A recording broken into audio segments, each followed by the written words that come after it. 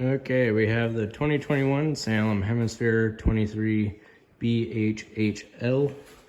Up front, you have your front tongue jack with your chains. Nice little spot for your chains to store when you're not using it. Then you got your 7-way for your lights and brakes. And that has a place for it to store too, and on each side you can also put your chains there as well. You have your breakaway cable. It's just an emergency brake. It's got a carabiner on it, so you'll hook it next to your chains. You don't want to hook it to your chains. For some reason, if it came off the ball and the chains failed and that was connected to the chains, then that would fail. So that just hooks next to them.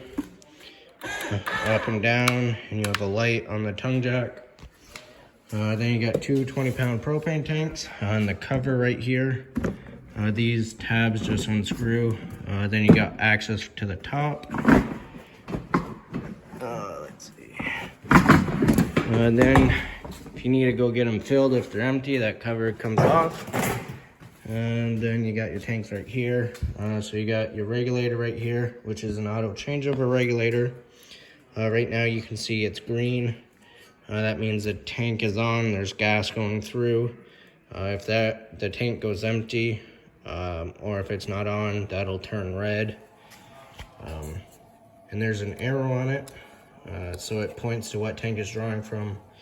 So you can have both of them on at the same time. It'll only draw to the one that it's pointing to. Once that one goes empty, the little valve inside will automatically switch over to the other tank and start drawing from that one.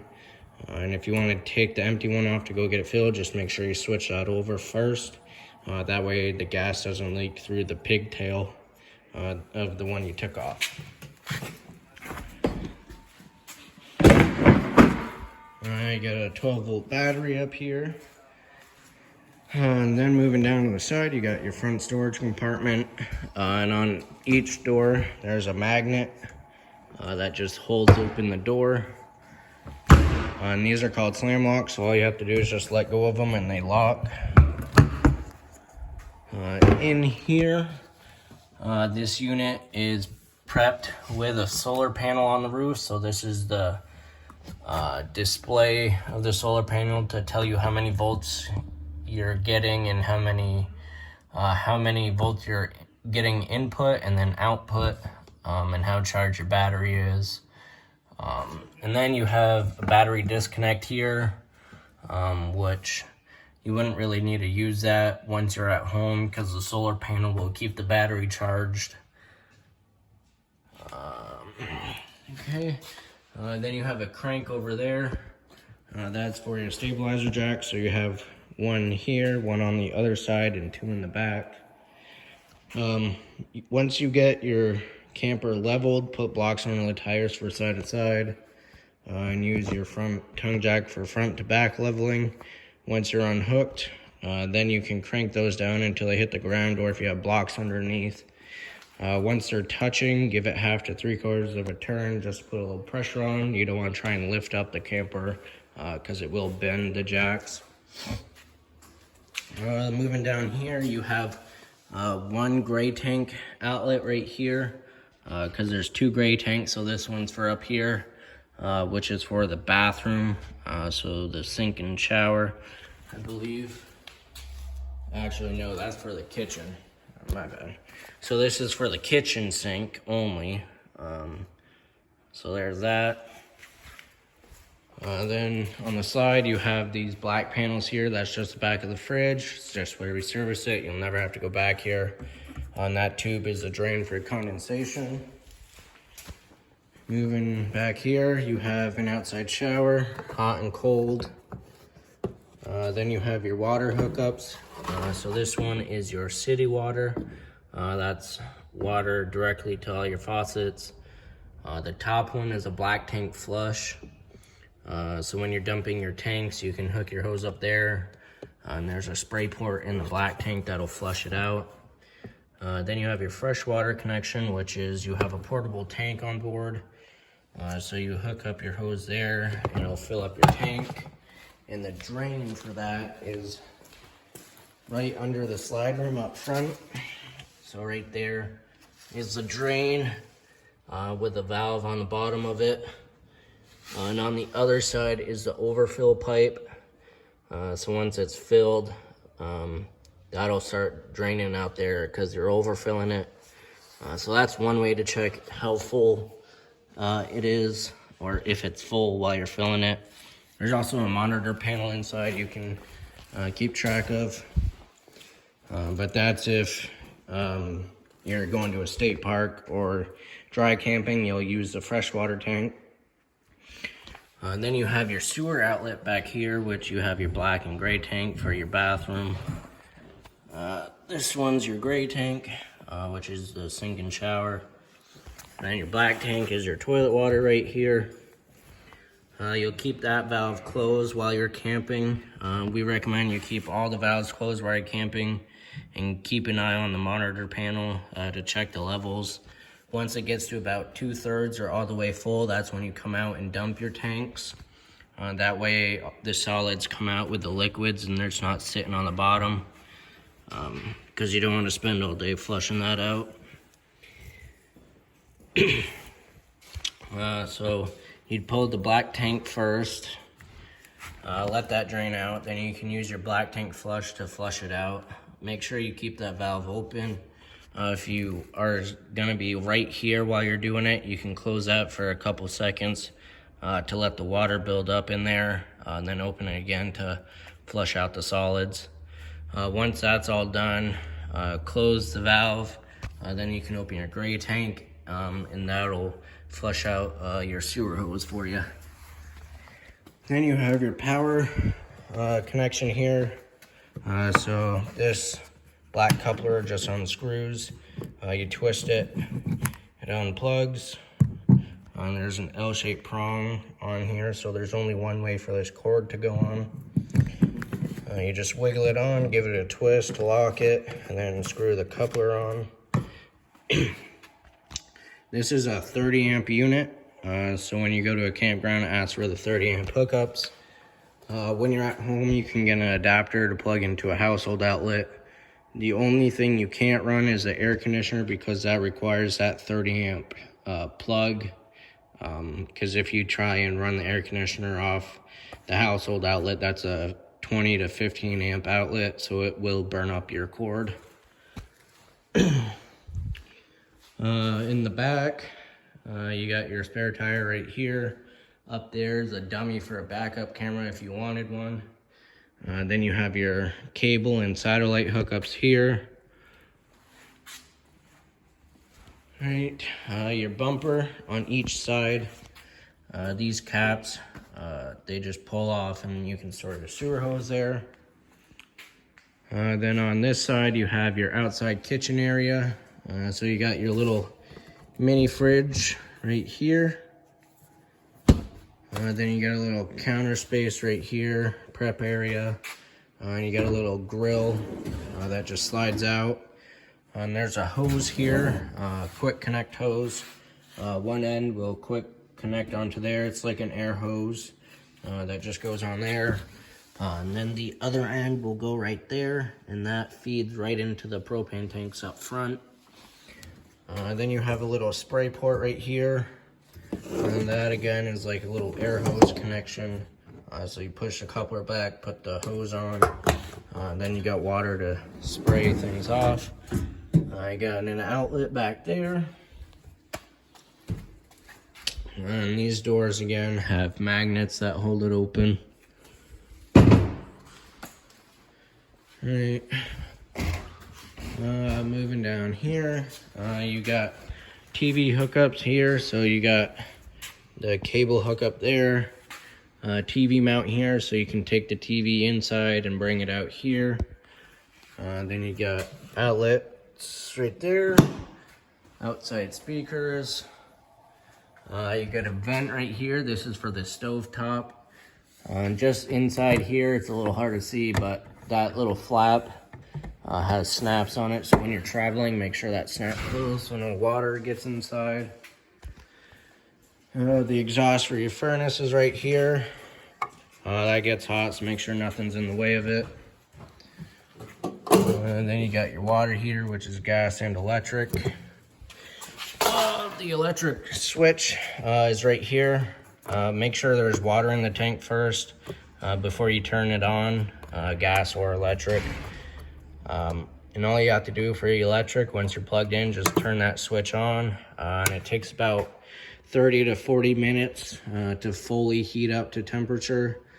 So that is the first thing I would do once you get unhooked and plugged in, is turn on your water heater.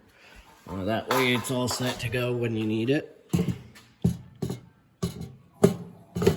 Alright, the other side of your storage compartment right here.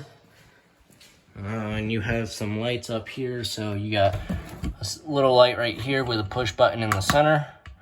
Then you got a light switch right there for up front. You got some little LEDs for some accent lighting. Alright, and then we'll move inside. Inside to the left, you have the bunk area with a built-on ladder. Each bunk area has outlets, a USB, and a center push-button light. Then a privacy curtain that covers both bottom and top when it's closed, or open, I should say. Then you have the bathroom right here, the door right there, and open it up. To the left on the wall is a light switch for the lights, outlet there, sink, medicine cabinet with a mirror. You have a little vent with a fan right here, so you can crank this open. And then a switch right here for the fan. And that is also powered by the main light switch, so that switch does have to be on right here for that fan to be powered on. You have your toilet right here. It has a little foot lever right there. So if you press it a little bit, it'll add water. Once you press it all the way, it'll flush it down. And then once it's flushed and you let off of it, the bowl will fill up a little bit with water, just like a regular house toilet. It'll have a little sitting water in there, and it's not enough to slosh around and make a mess inside, so don't be worried about that. Then you got a little cabinet space right behind the toilet, and then you got some towel holders behind it too. Your shower has a little skylight inside. And the curtain, you just grab right here, and it opens up, and then it locks in. And then to open it, you want it to hold it, and when you're inside the shower, you'll pull it towards you, and then you'll hold it to close it, because if you let go, it'll just snap closed, and then that might cause some damage. To the right of the entry door, you have a little walk-in closet with some storage. And these are removable, so you can move these. And then there's a light right here, and this does have a motion sensor on it. So on this side, let's see. So you got a 1 and a 2. 1 is always on, and 2 is a sensor. So you can turn on the sensor. Once you close the door, the light will shut off after a few minutes. And then every time you open it up again, the light will come back on. So that's pretty handy. Then you have the dinette seating right here. And the dinette table folds down and it makes another bed. And then you have the fridge right next to it. In the freezer section, you have the button controls for it. So this is your on-off button. Push it in, it's on. This button is the source, what it's running off of. So with it pushed in, it's on auto. That's looking for electricity first. If you lose power overnight, or if you're just not plugged in, it'll automatically go to gas if your tank bottles are on. And then if you're plugged in and you only want it running on gas, you can push the button out and it will light right up. If it doesn't light up, the light next to the check will come on. indicating that it didn't light on propane. Just shut it off, wait a couple seconds, double check your tanks, and then try it again. The fridge draws the least amount of propane, so sometimes air gets built up in the lines. Then it just takes a while to light, so keep trying after that. Then you have your entertainment center. You got your TV, your radio right here. This is also Bluetooth. It's also your DVD player. So all you have to do for the DVD or a CD, just put it in. Make sure your TV's on the proper channel, and the radio will automatically go to the DVD section. And then you have your monitor panel right here. So these buttons, once you press them, it'll light up right here, indicating how full your tanks are, and also tells you how charged your battery is. To get a proper reading of your battery, you have to be unplugged, because once you're plugged in, it automatically reads full. Then you have your black tank, and then you have your two gray tanks. You got your light switch for inside, light switch outside. There's LED lights under the awning. Then you got your water pump switch if you're using a freshwater tank. Then you have water heater switch right here. That's for the gas. And then tank heaters.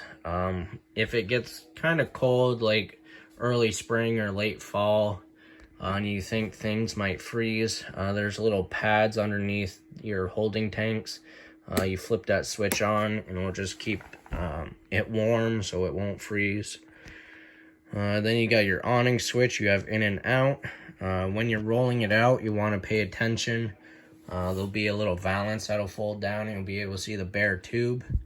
Once you can see that, let off the switch, and it's all the way out. If you keep hitting the out button, it'll roll up backwards.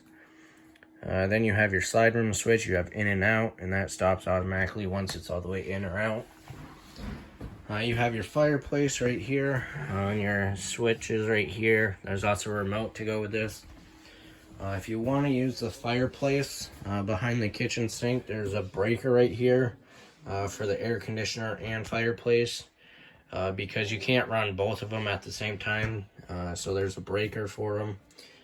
So if you want to use the fireplace, just switch that down to fireplace. Then it just beeped, indicating it's on. And then if you want to use the air conditioner, make sure that's turned on to air. Then you got your thermostat right here to control the air conditioner and your furnace. And there's also a mode for fan, and that is just the fan in the air conditioner. And then heat, and then off. And the arrows are temperature control. Then you got your stove and oven right here. This just tri-folds up. Then you got your 3 burners, and it has a sparker on it. And then you got lights here, so you got lights around the knobs. And then you got an oven light. And the oven is sparker lit too, so you can use the sparker to light the pilot. If you haven't used the oven in a while, you'll have to use a grill lighter because some air might get in the lines. So you might have to use a grill lighter to light it first. More storage underneath. Then you have a stovetop fan and light right there. Household microwave, some more storage. You got some lights underneath here with an outlet back there.